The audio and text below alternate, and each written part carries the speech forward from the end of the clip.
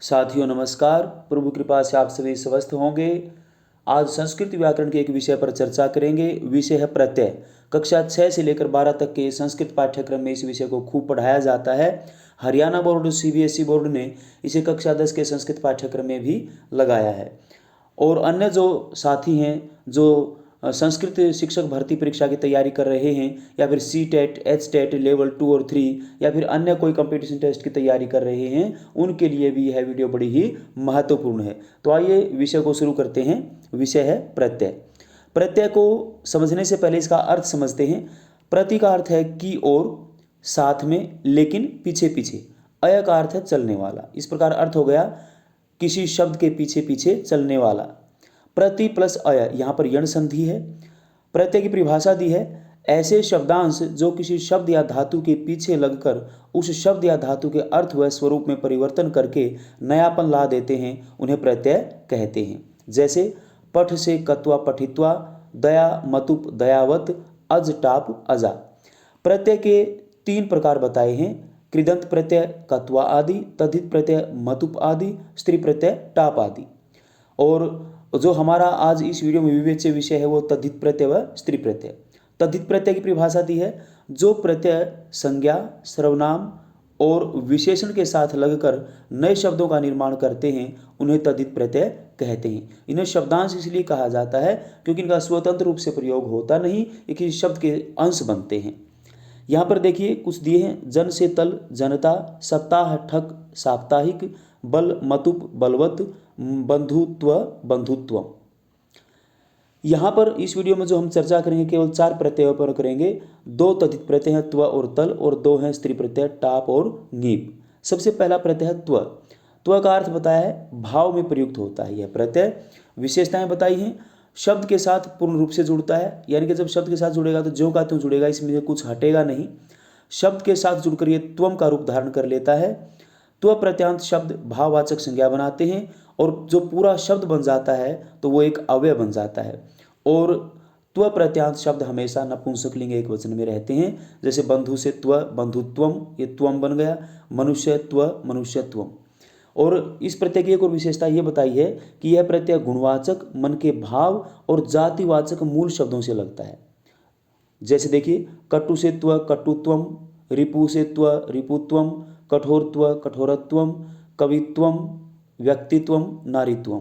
तो इस प्रकार से देखिए जातिवाचक, ये देखिए नारी जातिवाचक है, कविरा जातिवाचक है, और ये गुणवाचक कटु हो गया, कठोर हो गया, और मन का भाव जैसे रिपु से रिपुत्वम। यहाँ पर एक ध्यान देने की बात है कि त्व प्रत्यय के लगने से स्वरांत शब्दों में कोई परिवर्तन नहीं होता। जिन शब्दों के अंत में कोई स्वर होगा तो उनमें कोई परिवर्तन नहीं होगा। ऊपर ये शब्द दिए गए सारे ये स्वरांत हैं, तो इनमें कोई परिवर्तन नहीं हुआ।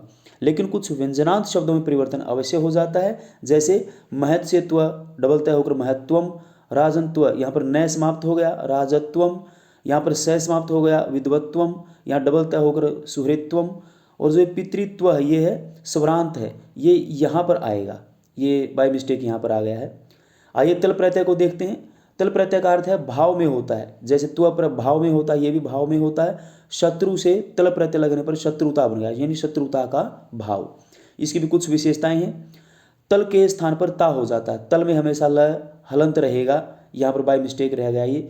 तल के स्थान पर ता हो जाता है, और ता हो गया तो क्या होगा, वो भाववाचक संज्ञा बन जाएगी। स्त्रीलिंग में लता शब्द की तरह रूप चलेंगे। यानी कि तल प्रत्यय जहाँ लगता है वो तल प्रत्यांत शब्द भाववाचक संज्ञा बनाते हैं, हमेशा स्त्रीलिंग में प्रयुक्त होते हैं, और उनके रूप लता की तरह चलते हैं।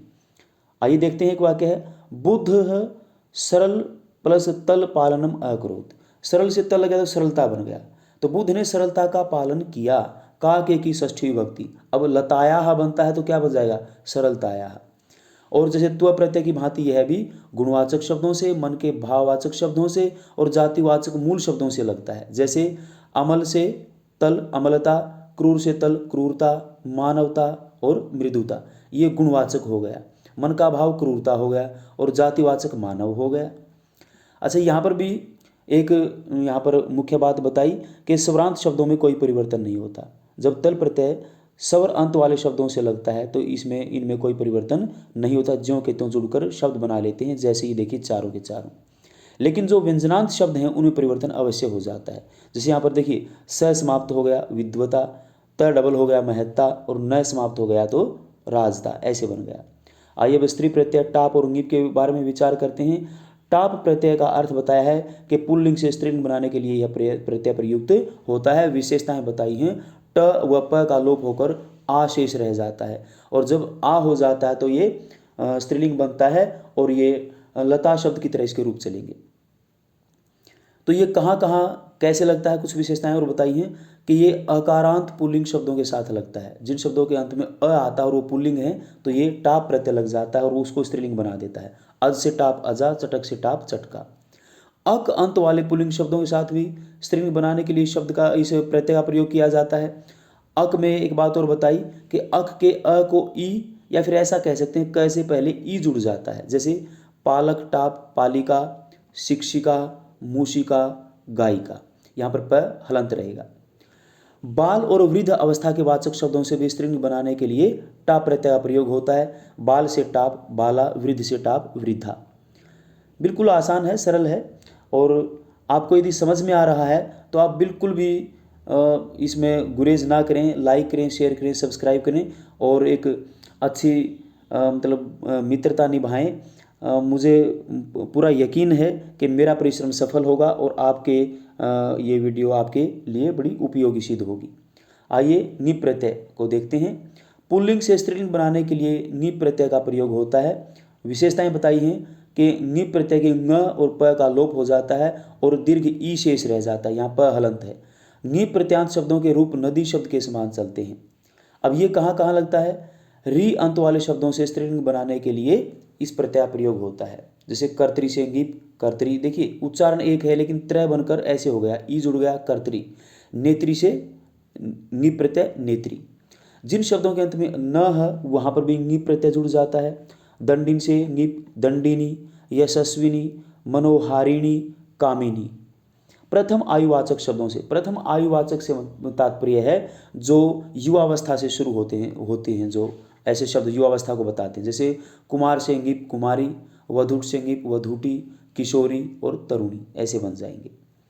अच्छा, मतुप प्रत्यांत शब्दों से भी ङीप प्रत्यय हो जाता है। यहाँ पर ये प्रत्यय बच्चों के सामने आया नहीं है, इसलिए इस वीडियो में इसको हम स्किप कर रहे हैं, इसके ऊपर ध्यान ही मत देना।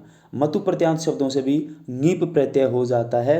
जैसे भाग्यवत से ङीप, भाग्य से मतुप भाग्यवत और ङीप जुड़कर भाग्यवती। जैसे दया से मतुप दयावत से ङीप दयावती। अच्छा, विद्वत से ङीप, यहाँ पर देखिए विद्वत से ङीप जुड़कर क्या बन गया? विदुषी। ध्यान रखें, जो शब्द विशेषण हैं और अंत में ऊ है उनसे भी ङीप प्रत्यय हो जाता है। पट्टू से ङीप पटवी, साधु से ङीप साध्वी, लघु से ङीप लघवी, ये आधा घ है यहाँ पर। भवत से ङीप भवती। तो मित्रों, ये छोटा सा बड़ा रोचक टॉपिक था, और मैं तो ये कहता हूँ कि जो हिंदी पढ़ रहे हैं या हिंदी के जो मेरे साथी हैं वो भी इस वीडियो को देखेंगे तो पता चलेगा कि जो हिंदी में जो प्रत्यय आए हैं उनका मूल रूप क्या है, और इन उदाहरणों को देखकर उनको भी पर्याप्त जानकारी मिल जाएगी। ये विषय जो हमने पढ़ा है इसको हम कितना समझ पाए, एक छोटा सा अभ्यास कर लेते हैं। अभ्यास में आप मेरे साथ रहिए, साथ साथ उत्तर दीजिए, और यदि आप थोड़ा सा समय देंगे तो मैं कहता हूँ इस वीडियो में जितना टाइम लगाएंगे उतने ही टाइम में ये टॉपिक आपका बिल्कुल सही हो जाएगा। तो आइए शुरू करते हैं। भोजने अमलत्व अनिवार्यं भवति। अमलत्व, तो भोजन में अमलता यानी कि त्व लगा तो क्या हो जाएगा? अमलत्वम, ये हो जाएगा। ये ही आधा तय वाला है और कोई नहीं है, तो इसका उत्तर ये हो जाएगा, अमलता। आइए आगे।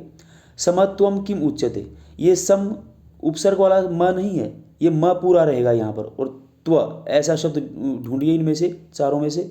सम से त्व, ये हो जाएगा इसका आंसर। आइए आगे। स्वभावे सदा मृदुत्वम भवितव्यम, मृदु से त्व, क्योंकि त्व प्रत्यय जुड़ता है, मृदु ये स्वरांत है, तो क्या हो जाएगा? ये पहला ही इसका आंसर हो जाएगा। चलिए आगे। मोहनस्य प्रसन्न तल किम कारण भवितुम शक्यते, प्रसन्न से तल लगा तो प्रसन्नता, और प्रसन्नता का के की षष्ठी विभक्ति लतायाः, तो क्या बन जाएगा? प्रसन्नतायाः, ये इसका आंसर हो जाएगा, ग पार्ट। और प्रश्न 5 जो है वो आपके लिए छोड़ रहा हूँ। इसका उत्तर आप मुझे बताएंगे। रमणीया ही सृष्टि ही एषा। तो ये रमणीया क ख ग घ में से कौन सा सही उत्तर है, विकल्प है, वो बताइए। और इसको आप क ख ग घ या ABCD के रूप में दर्शा सकते हैं। तो इसका उत्तर जरूर कमेंट में लिखकर मुझे बताएंगे। लोहिताख्या नामधेया नदी अरुणाचले बहती। नदी, नदी नद से नी प्रत्यय हुआ है। तो और नद कौन सा जिसमें न द हलंत ना हो, यह हो जाएगा इसका उत्तर। निप में प हलंत होना अनिवार्य है। तस्याः बालक टाप पुस्तकम कुत्र अस्ति। जब बालक से टाप लगेगा तो स्त्रीलिंग बन जाएगा, और अक है तो कैसे पहले ई जुड़ जाएगा, तो क्या हो जाएगा तस्य बालिका। और बालिका क्या है, बालिका की पुस्तक, का के की षष्ठी विभक्ति, तो जैसे तस्याः बालिकायाः, ये हो जाएगा इसका उत्तर ख पार्ट। तत्र एका कुमार ङीप नर्तनम करोति। कुमार से ङीप जोड़ेंगे, प्रथम आयुवाचक है तो क्या हो जाएगा कुमारी, ये हो जाएगा। ई कौन सी होनी चाहिए, बड़ी होनी चाहिए। तस्य स्वभाव दृढ़ताया समावेश आसीत। दृढ़ताया, देखिए एक बात और बड़ी ध्यान देने योग्य है, यदि प्रत्यय पूछा गया हो, प्रत्यय पूछा गया हो तो फिर ये कोई भी भक्ति वचन हो, कोई भी लिंग हो, देखने की आवश्यकता ही नहीं है। हमने दृढ़ से केवल तल प्रत्यय जोड़ना है, दृढ़ से तल प्रत्यय। और दृढ़ कौन सा होना चाहिए, जहाँ पर ढ हलंत ना हो लेकिन तल का लय हलंत होना चाहिए। तो ये ग पार्ट इसका आंसर हो जाएगा। प्रश्न 10 आपके लिए छोड़ रहा हूँ। अनुजस्य गृहे प्रतिदिनम सेवक टाप कार्यम करोति। सेवक शब्द है, टाप प्रत्यय स्त्रीलिंग बनेगा, कैसे पहले ई जुड़कर सेविका बन जाएगा।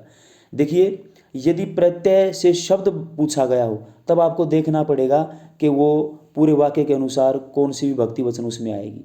तो यहाँ पर सेविका क्या है, एक स्वयं एक कर्ता है कि अनुज के घर में सेविका कार्य करती है, करोति सेविका के अनुसार आया है। तो यहाँ पर कोई भी भक्ति वचन नहीं, सेविका ही बन जाएगा, एक वचन ही रहेगा। कणव ऋषि आश्रम में मैत्री तपस्विनी अपि आसीत।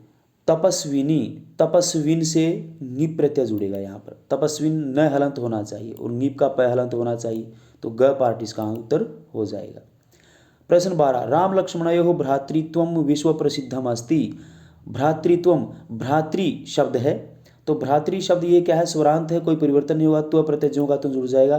तो भ्रातृ से त्व प्रत्यय, भ्रातृ से त्व, देखिए यहाँ पर भी है लेकिन यहाँ पर ये पूरा है, तो ये इसका आंसर हो जाएगा। मैं एक छोटी सी बात और बताना चाहता हूँ आपको, ये जो ऊपर मैं को डॉट हो गई है, इसका ये मत समझना कि मैं नीचे हलंत होगा या ऊपर आएगा। ये तो इसलिए आ गया कि अनुस्वार संधि थी, ये आगे कोई स्वर आ जाता तो मैं हलंत ही होता, तो ऊपर नीचे से कोई फर्क नहीं पड़ता, त्वम होना चाहिए। चलो आगे आइए। राज्ञाम राजत्वम प्रशंसनीयम अस्ति। राजाओं का राजत्व प्रशंसनीय है। देखिए राजत्वम, यहाँ पर क्या था, मूल शब्द क्या है, राजन, राजन से त्व प्रत्यय हुआ है। तो राजन से त्व प्रत्यय कहाँ है, राजन से त्व प्रत्यय, ये न हलंत होना चाहिए। और ये आया भी था कि जिनके अंत में न है, त्व प्रत्यय जुड़ने पर न समाप्त होकर ये ऐसे बन जाएगा।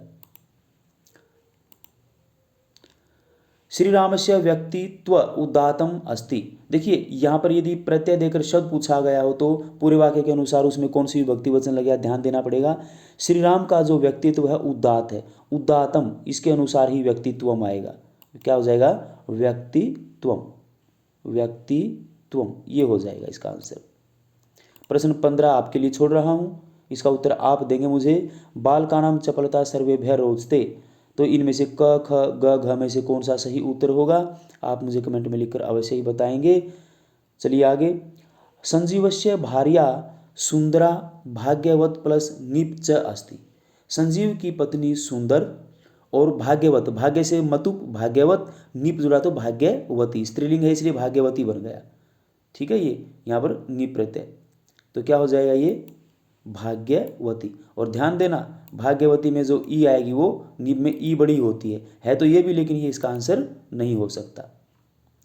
प्रकृते है मनोहर तल दृष्टवा सर्वे मंत्र मुग्धा भवंती। यदि प्रत्यय से शब्द पूछा गया पूरे वाक्य के अनुसार उसमें भी भक्ति वचन का ध्यान अवश्य देंगे। प्रकृति की मनोहरता को देखकर सर्वे मंत्र मुग्ध हो जाते हैं।